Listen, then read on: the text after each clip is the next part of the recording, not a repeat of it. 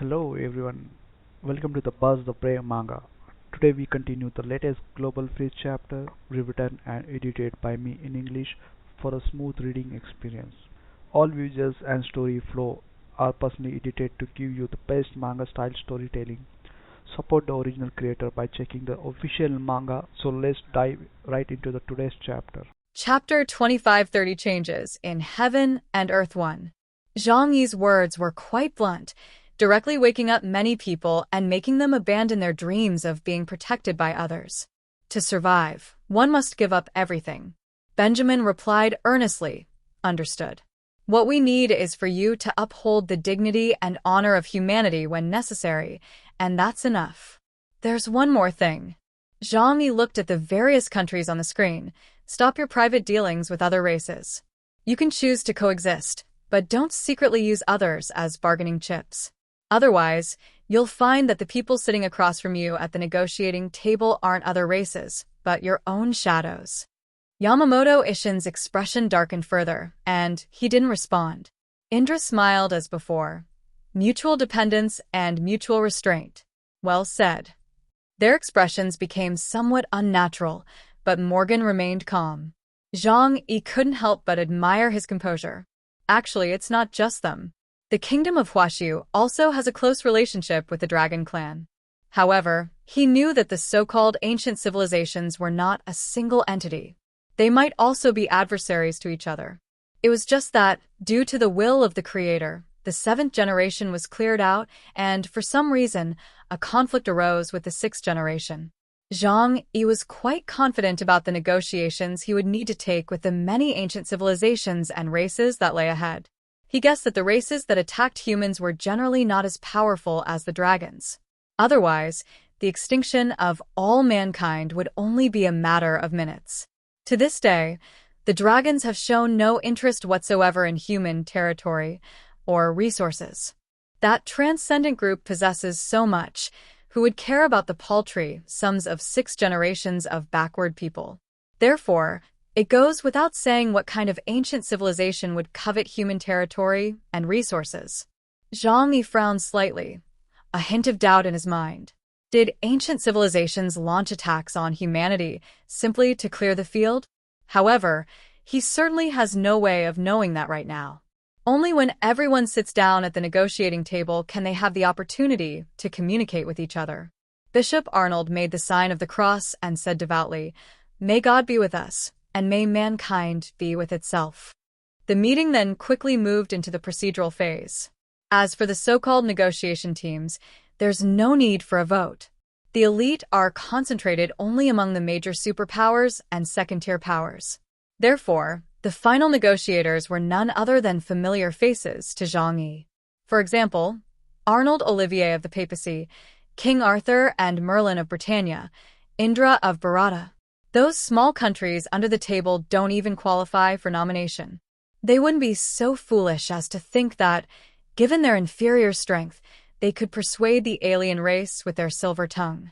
Therefore, the meeting proceeded quickly and ended even faster, without any unnecessary delays. Before the meeting adjourned, Benjamin made a final confirmation. The first round of contact will be led by Colombia.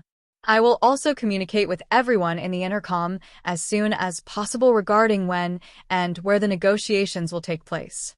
No objections, then you can handle it. Zhang Yi's eyelids drooped, guessing that Morgan had been working on this matter for a long time. Colombia was one of the first countries to come into contact with other races, and it seems they have reached a consensus with the ancient civilizations in the underground of Dulce and the abyss of number 51. The light screens dimmed one by one, and the channel returned to silence. Zhang Yi leaned back in his chair, looking out at the sea. The iron box containing the head of the fiery Hell Overlord was gently touched in the wind, as if reminding him that the world was cracking and rebuilding. The negotiating table will be set up, but the knife will never be put away. The wait wasn't long. Soon Benjamin Morgan sent the results of their negotiations to the diplomatic team's channel. The alien race was willing to negotiate with modern humans, and the final agreed-upon location was Australia, with a meeting scheduled for 3 days later. Everyone knows that the fact that the other race agreed to negotiate with them does not necessarily mean they agreed to a peace treaty. Neither side knew much about the other, so they were both testing each other.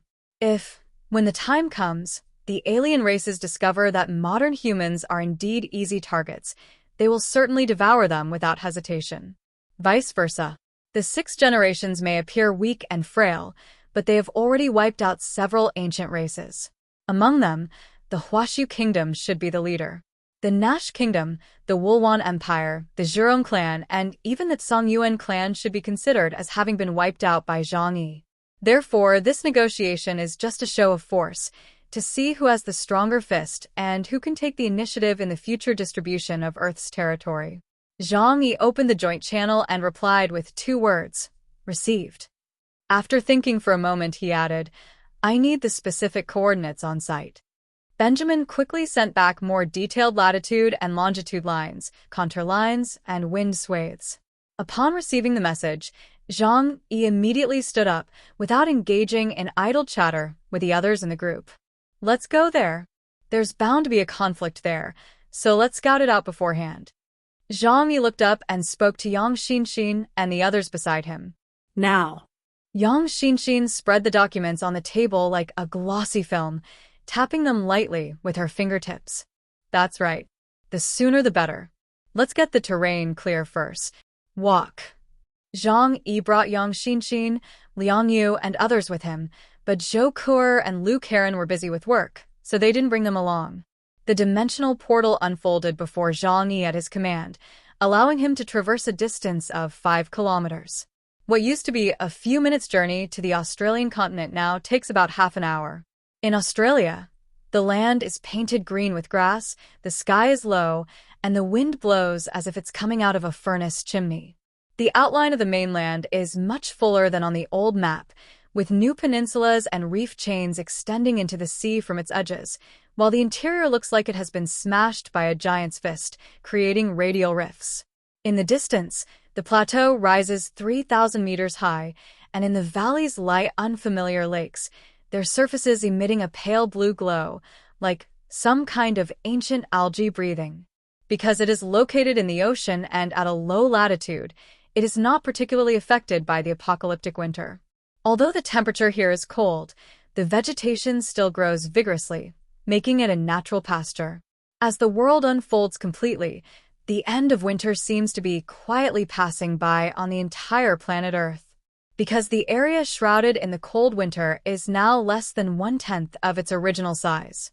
The Earth shows signs of spring returning, which is also a sign from the Creator to all races, calling them to awaken from their long hibernation and return to the Earth. The Australian continent has expanded at least tenfold. Yang Xinxin looked up, her gaze sweeping across the sky. The tropopause is higher now, and the world has become something completely unfamiliar to us. Chapter 25:31 Changes in Heaven and Earth 2. The two walked around the designated area of the venue, carefully observing the surrounding terrain. It was a newly torn cliff, hanging between the red earth and the sea. There were enough passes on the sides and back for retreat or defense, and the front was open, suitable for setting up a large table for negotiations.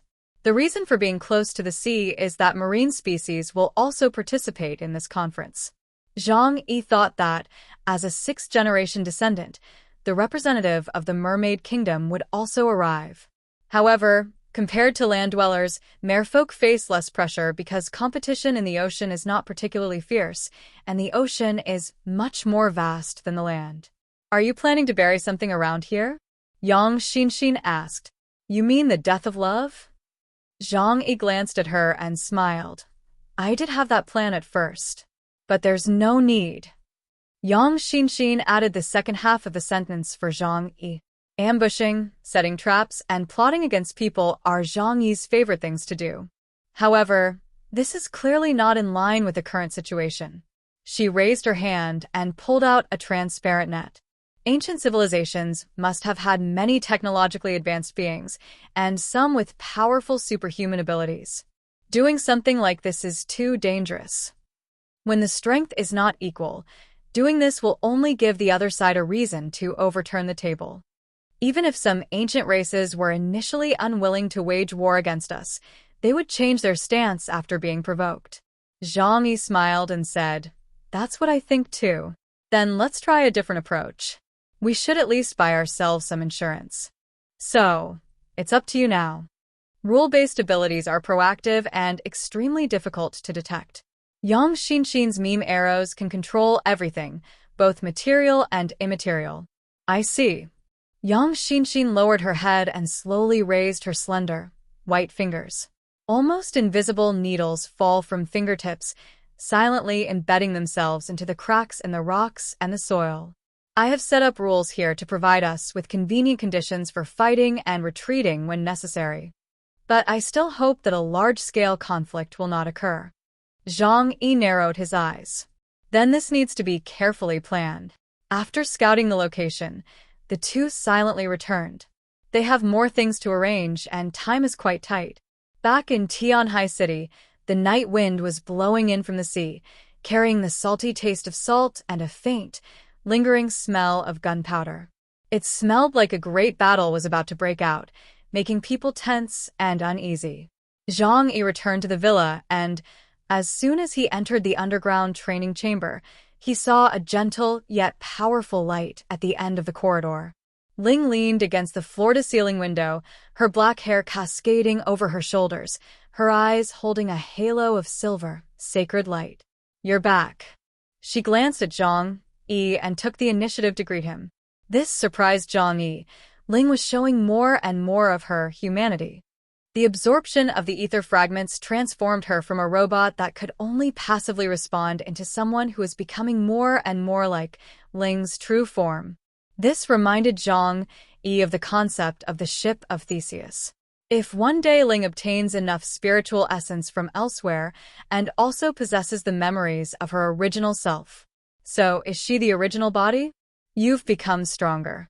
Zhang Yi stopped, looked her over, and said with a smile, "It seems you absorbed that source power very smoothly." Ling opened her palm, and a silent crimson light core rose and fell on her palm. The original structure of the infernal overlord matches the data in my memory.